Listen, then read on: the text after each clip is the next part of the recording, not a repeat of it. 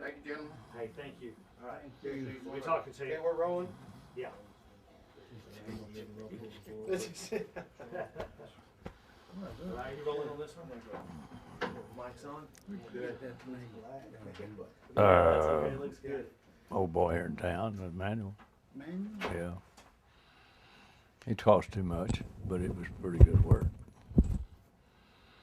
where's the prize? I mean, what is it? Oh, yeah. I need a couple of grand, Talking? a couple $1,000 for a suit, you know. No, it's all right. It's okay. That's what it was last time I looked. Yeah, that's what that is. It's true. You know. Okay. That's me being picky. All right, thank you again for doing this, Merle. You bet. Yeah, All right. thank you very much. You're All right. welcome. You ready, Hank? Okay. Rock and roll.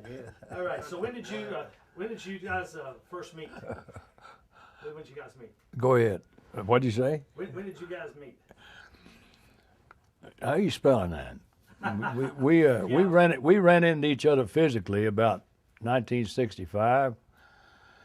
I don't know. One day I woke up and Hank Cochran was a big part of my life, from the viewpoint of a songwriter, and I forget exactly how we got to know each other, but this seemed like I've always known him, and I remember a very famous fishing trip that we talk about a lot among behind the scenes. He and Ruth Cook. I'm not going to tell it all. Don't tell me. Come on, please. Tell what you can. Him and Ruth Cook, this red-headed lady, Win. huh? Just tell them enough to win. Enough to win. Came down to fish with me and my friends on the Colorado River. And there was something that they'd forgot. After we got out on the river and we were out there, we had this 42-foot yacht. We had it tied off for the night, and there was 2 or 3 other little dinghy boats running around there fishing and stuff. And they decided they wanted to get a marijuana cigarette that somebody had snuck in from the border. Now this is how big this was. This is 1965. It was like we was carrying an atom bomb. Somebody had a joint. Well, him and Ruth Cook and Louis Talley, this friend of mine, went back to get that joint. And we had CB radios where we could talk back and forth. And Fuzzy, my manager, was in a third boat out in the middle of the Colorado River fishing for catfish.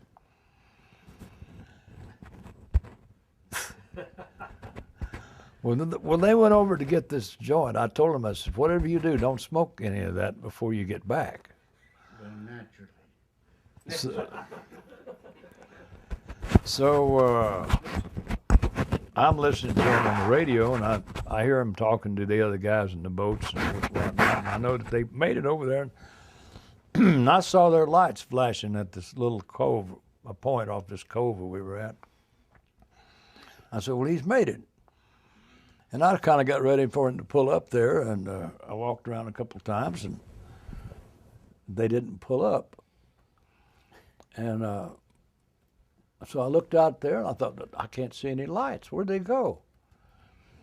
So I walked around there, wondering what, and scratching my head, and I finally went over to the radio. I said, hey, Louis. I said, where you guys at? And there was a little time passed, and it came back static on the radio. They were so far away that they was almost out of range. And I heard Hank in the back saying, save me! Whatever you do, save me!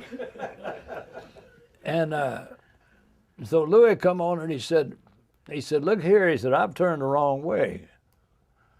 And so Fuzzy out in the third boat out there is hearing all this on the radio, all this crap that we done. And Fuzzy stops and he said, listen, Louis, just listen to me. He said, put the moon on your left shoulder and come straight ahead down the river, and you can't miss us. And Louis come back on and he said, boys, he said, there ain't no moon where I'm at. He said, I'm in a goddamn box canyon. Oh,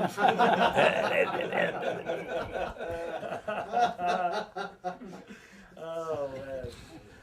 So the next morning about 6 o'clock, they come easing up to the boat.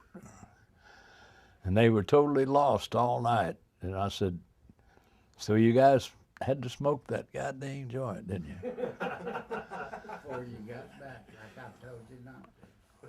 Right. Well, you guys spent a lot of time out there on the boat and stuff. I mean, did you guys write some songs out there? Was that inspiration for you? Hank and I have written songs a lot of places. Boom. Every time we got together, we tried to write. You know, we wrote some good and bad and better, you know. And better when I showed you like. Well, one of our favorite albums, all of us are musicians here, and we just grew up listening to Ramblin' Fever. It's just one of our favorite albums. And then, you know, found out that Hank Cochran actually produced it, you know, even though you wrote all the tunes on there. And so how did you end up picking Hank to be your producer? Well, Hank was situated here in town, and I really wasn't. I was from the coast, and so I'd come into Nashville, and Hank was running around with people that I liked, like Grady Martin, and people that he and I discussed would be on the session, you know, and I think I did one of your songs on that album. Yeah, we finally you fixed one or something and did it. Don't you ever get tired of it? Yeah, and But you said after I showed you all the things that I'd went around town and gathered up that I thought sounded like it, you said, don't you have anything of your own? And I said, no, I just brought you stuff that I thought were hits, and I didn't think I had anything that was better than what you had. So yeah. Hank was aware of what I wanted on an album, and I didn't want to have to worry about making sure we was getting it. Just, you know, plow on through and let him worry about those kind of things, and it worked good. Yeah. Worked good. Yeah, well, the sound of that record. I mean, did you have something in mind, or that's just the way it, you know? That's just the way it fell out, you know, and it's like you don't tell Grady Martin how to play a guitar, you know, and you hire him and say, here's the song, and you play it for him, and all the musicians in the room at that time were going to wait and see what Grady's interpretation of it was.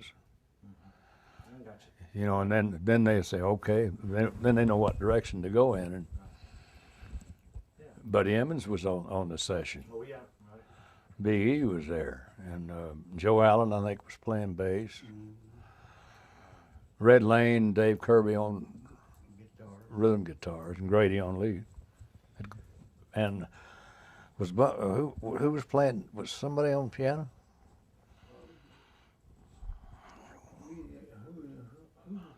Was it Bunky Keel? Bunky, I think Bunky was playing piano. Bunky Keel was on that piano in the wall that he had there at the fireside. Yep. And he had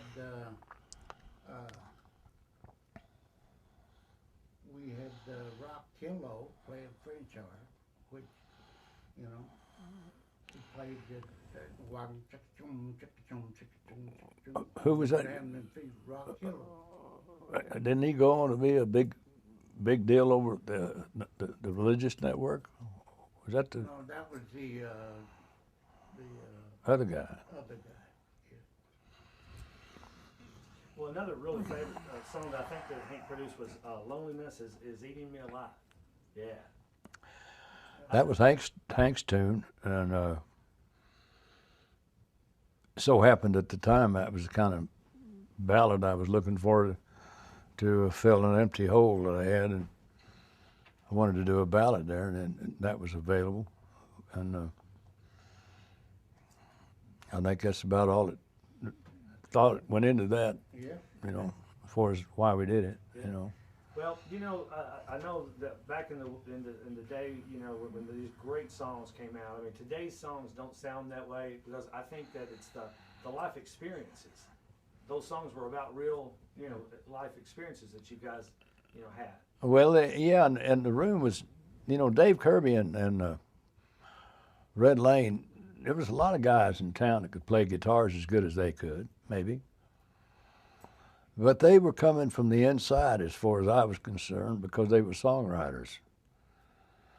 So they understood more than just a guitar player that you would hire out here to look at a chart and beat you out the rhythm. Right.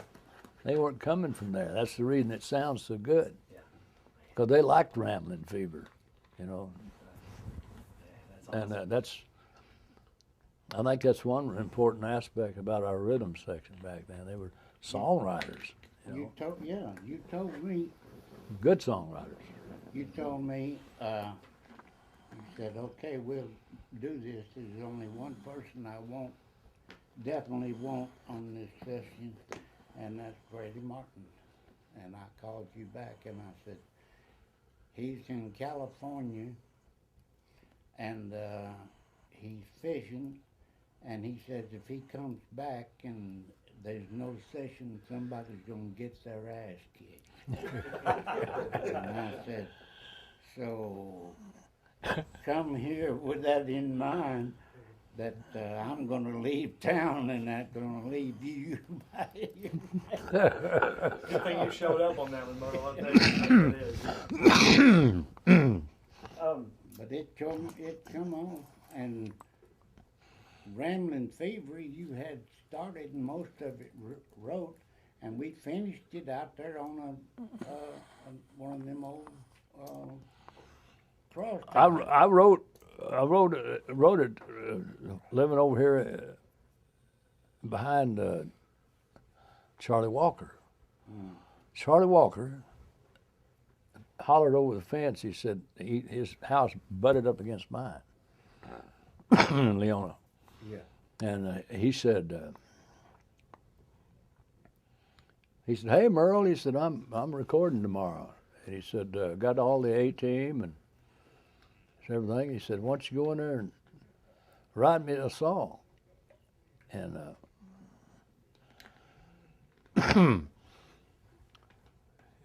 so I went in and I wrote a version of Ramblin' Fever and a version of I've Had a Beautiful Time.